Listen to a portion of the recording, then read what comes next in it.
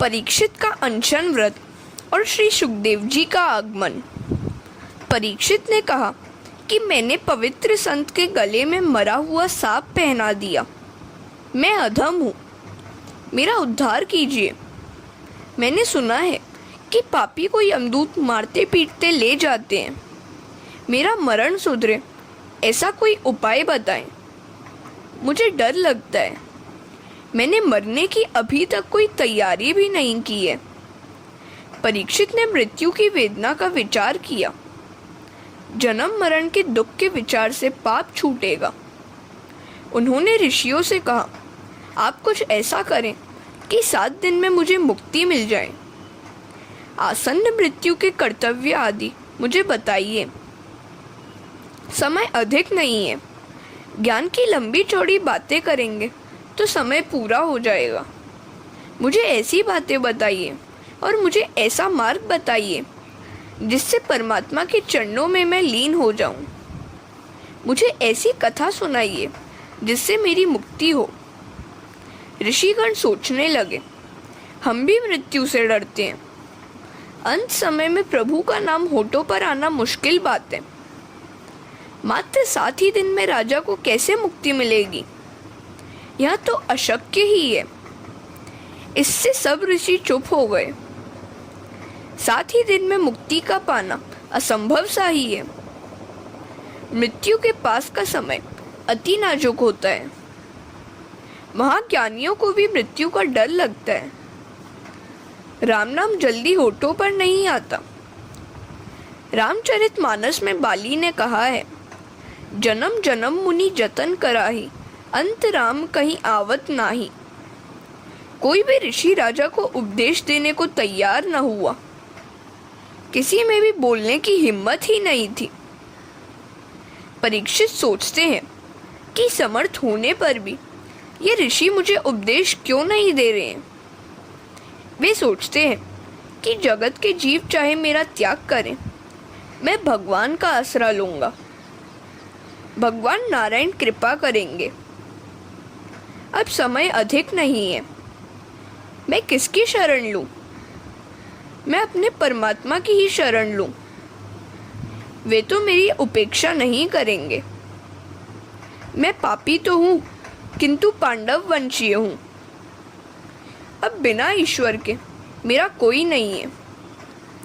परीक्षित ने ईश्वर का आसरा लिया, भगवान की स्तुति की, द्वारिकानाथ को याद किया। मैंने कोई सत्कर्म नहीं किया। ये ब्राह्मण मुझे उपदेश नहीं दे रहे हैं क्योंकि मैं अधम हूँ। जिस परमात्मा ने जब माता के गर्भ में मैं था तब ब्रह्मास्त्र से मेरी रक्षा की थी, वे आज भी मेरी रक्षा अवश्य करेंगे। मैं पापी तो हूँ किंतु भगवान का हूँ।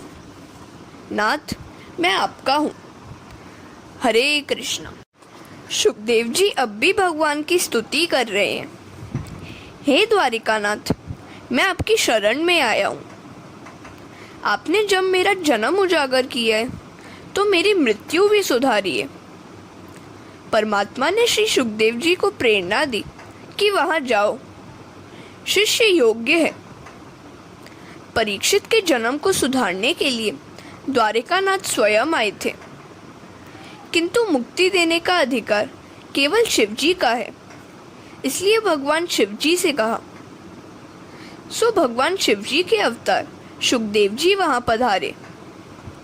संहार का काम शिव जी का है, अतः परीक्षित की मृत्यु को सुधारने के लिए सुखदेव जी पधारे। सुखदेव जी दिगंबर हैं। वासना का वज्र छूट गया था। 16 वर्ष की अवस्था है। कमर पर न तो मेखला है और न लंगोटी। आजान बाहु है। वक्षस्थल विशाल है। दृष्टि नासिका के अग्रभाग पर स्थित है। मुख पर बालों की लट बिखरी हुई है। वर्ण कृष्ण की भांति श्याम है और तेजस्वी भी है। सुखदेव जी पर बालक धूल उड़ा रहे थे। नागा बाबा चला, नागा बाबा चला। किंतु सुखदेव जी मानो यह सब कुछ जानते ही नहीं है। वृत्ति ब्रह्माकार है। वे ब्रह्म चिंतन करते हुए देह से आभान हो गए हैं। परमात्मा के ध्यान में जो देहभान भुलाता है, उसके शरीर की देखभाल परमात्मा स्वयं करते हैं। सोचते हैं कि इसे देह की जरूरत नहीं है, किंतु मुझे तो है। चारों ओर प्रकाश फैल गया। सूर्य नारायण तो कहीं धरती पर उतरे नहीं है ना। मुनि जान गए कि ये तो शंकर के अवतार श्री सुखदेव जी पधारे हैं। सभा में सुखदेव जी पधारे। व्यास जी उस सभा में थे। उन्होंने खड़े होकर सुखदेव जी का वंदन किया। सुखदेव जी का नाम सुनते ही व्यास जी भी भाव विभोर हो गए। सुखदेव जी के लिए प्रयुक्त विशेषण तो देखो। अनपेक्ष, निजलाभ तुष्टो, अवधूत वेश। व्यास जी सोचते हैं, भागवत का रहस्य सुखदेव जी जानते हैं, यह मैं नहीं जानता। कैसा निर्विकार है। मेरा बेटा भागवत कहेगा और मैं सुनूंगा। राजा के कल्याण के हेतु पधारे हुए सुखदेव जी सुवर्ण सिंहासन पर विराजे। परीक्षित ने आंखें खोली। मेरा उद्धार करने के लिए इन्हें प्रभु ने भेजा है, अन्यथा मुझ जैसे पापी और विलासी के यहाँ वे नहीं आते। परीक्षित ने सुखदेव जी के चरणों में साष्टांग प्रणाम किया। परीक्षित ने अपना पाप उन्हें कह सुनाया। मैं अधम हूँ, मेरा उद्धार करो। आसन्न मरण को क्या करना चाहिए? मनुष्य मात्र का क्या कर्तव्य है? उसे किसका श्रवण, जप, स्मरण और भजन करना चाहिए? गुरुदेव सुखदेव जी का हृदय पिघल गया। शिष्य सुयोग्य है। अधिकारी शिष्य मिलने पर गुरु का दिल कहता है कि उसे अपना सर्वस्व दे दो।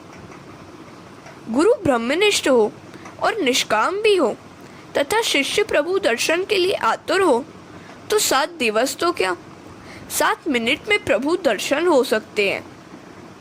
अन्यथा गुरु लोभी हो और शिष्य लौकिक सुख की इच्छा करता हो तो दोनों नरकवासी होते हैं। लोभी गुरु और लालची चेला होए नरक में ठेलम ठेला। हरे कृष्ण।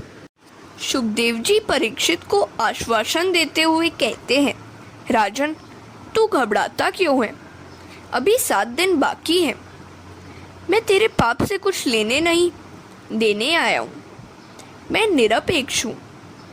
मुझे जो आनंद मिला है और परमात्मा के जो दर्शन हुए हैं, वही दर्शन तुझे कराने आया हूँ। मुझे जो मिला है वह तुझे देने आया हूँ।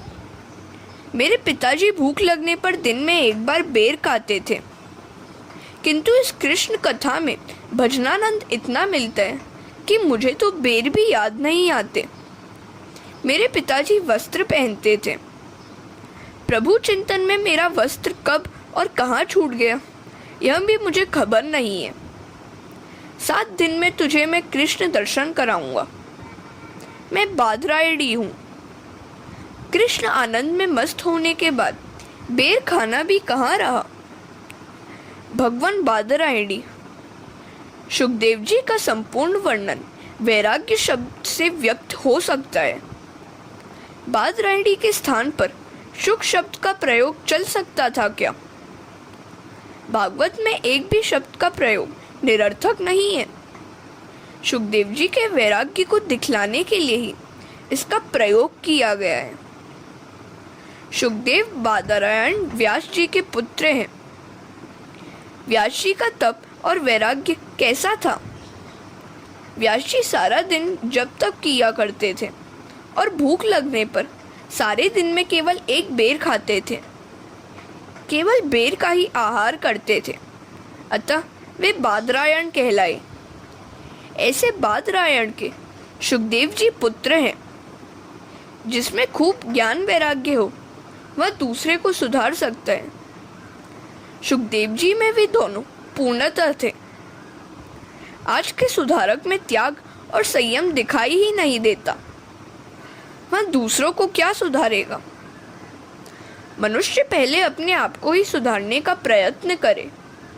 राजन, जो समय बीत गया उसका स्मरण मत करो, भविष्य का विचार भी मत करो, सिर्फ वर्तमान को सुधारो। 7 दिन बाकी रहे हैं, मेरे नारायण का स्मरण करो, तुम्हारा जीवन अवश्य उजागर होगा। लौकिक रस के भोगी को प्रेम रस नहीं मिलता, भक्ति रस भी नहीं मिलता। जिसने काम का त्याग किया है वही रसिक है। जगत का रस कटु है, प्रेम रस ही मधुर है।